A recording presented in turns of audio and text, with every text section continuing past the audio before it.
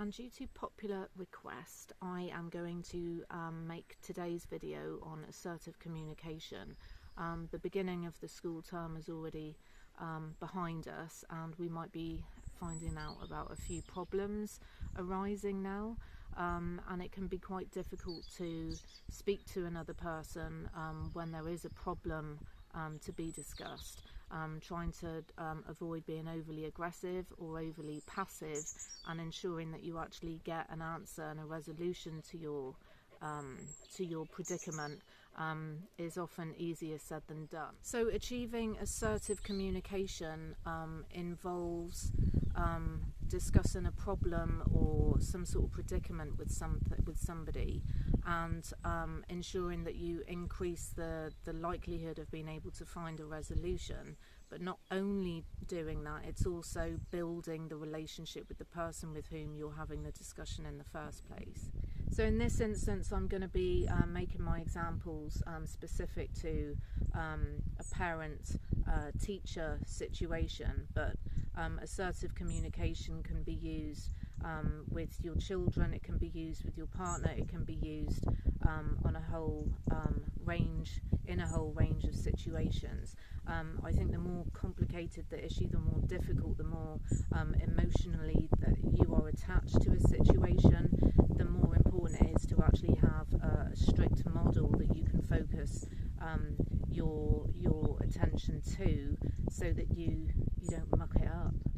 As we come towards the end of September, it's most likely that the honeymoon period for your child at high school, middle school, secondary school is coming to an end, and a few problems are making their way to the surface. It could be something such as your child is clashing with one of his or her classroom teachers, and that's a situation that is not going to improve itself. It could be that you are not convinced that your child is receiving the special educational needs accommodations that your child is entitled to. It could be that there's been an incident of a behavioural nature and you don't agree with how things have been handled.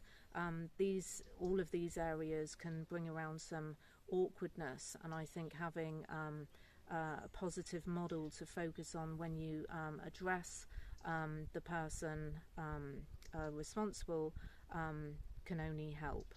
So the purpose of assertive communication is to increase the likelihood of you achieving a resolution to whichever problem or difficulty you've been experiencing, as well as strengthening the relationship that you have with the person involved. So once the situation is behind you, you want to be able to look yourself in the mirror knowing that you've handled yourself with integrity, and even if you didn't get the full desired outcome, that you've actually built and strengthened a relationship with whoever it might have involved. Assertive communication is all about connection, and to help you remember this, we have the 3 C's. We have firstly speaking or writing confidently, secondly we have clearly, and thirdly we have being controlled. So your confidence needs to show that you're prepared, you're ready to go, whether that be through your body language, through your eye contact. You're showing that you have done your homework. The second C is being clear. You need to make sure that your message is clear to the person that you're speaking or writing to.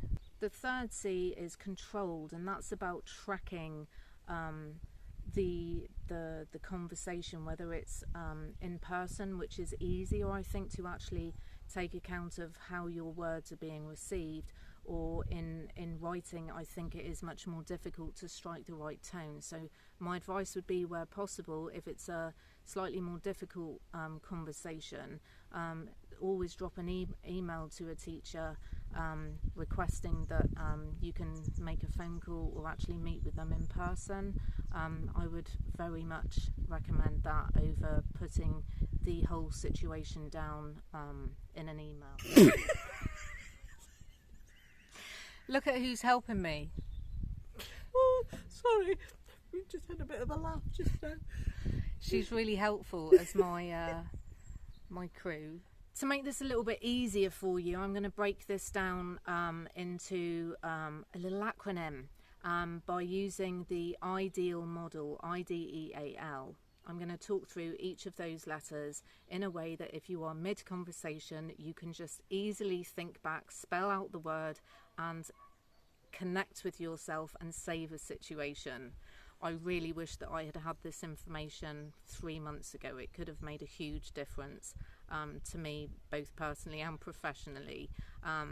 But we move on and we gain information, and we try and share the information that we have with others to help them avoid similar situations. So the first letter I stands for identify, and that's identifying the issue. Now this might take you some time, it might take 5 minutes, it might take a month, depending on the magnitude of the situation that you're dealing with, and you really need to be able to describe the situation in your head, where you are able to identify what are the key elements here. How much are thinking traps playing a part in this? Are they actually holding back critical information from you?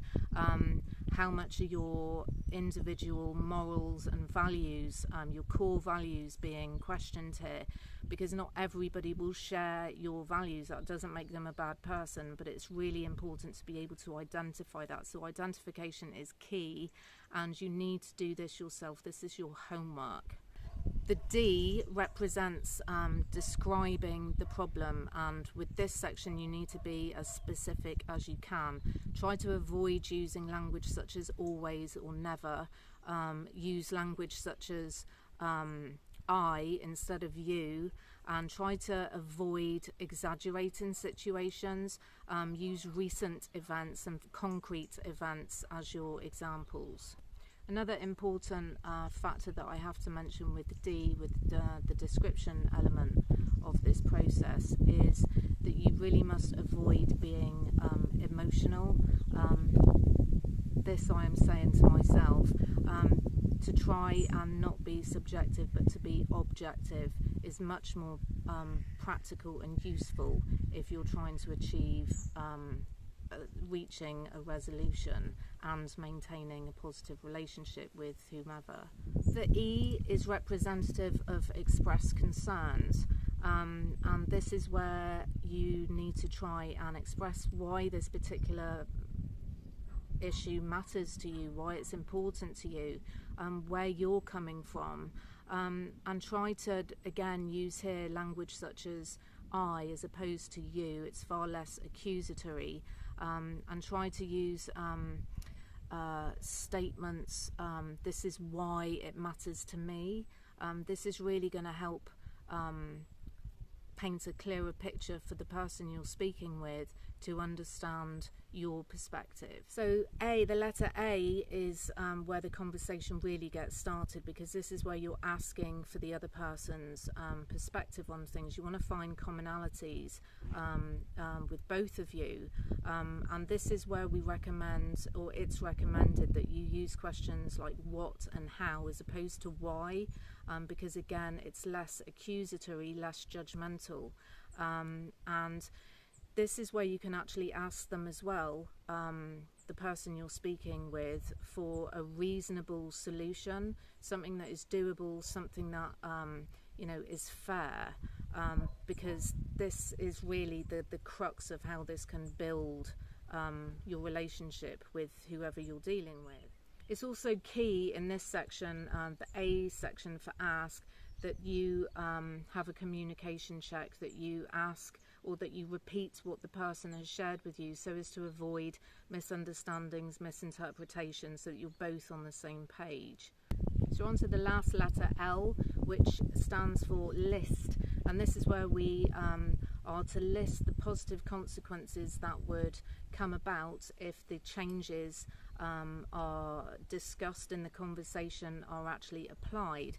How could things be better? How would they be improved for whichever party is involved? And if necessary, this is also where it would be important to list what the negative ramifications would be if no changes are made at all, or if the changes are not made in a particular fashion.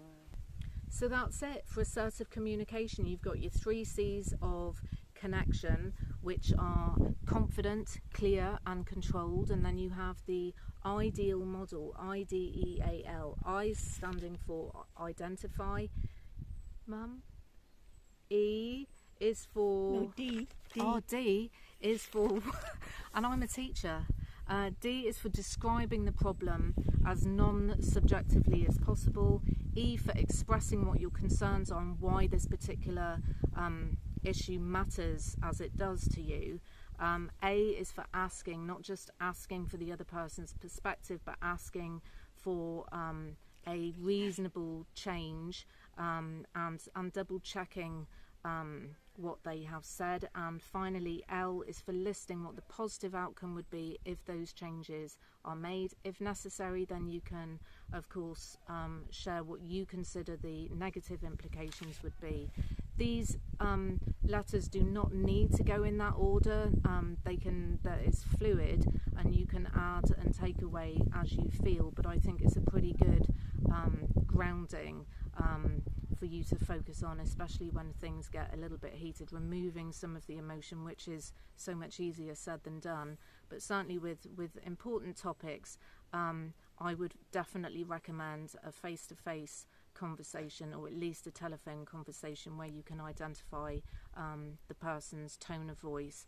And yes, do let me know if you have found this helpful, and don't forget to subscribe to my channel.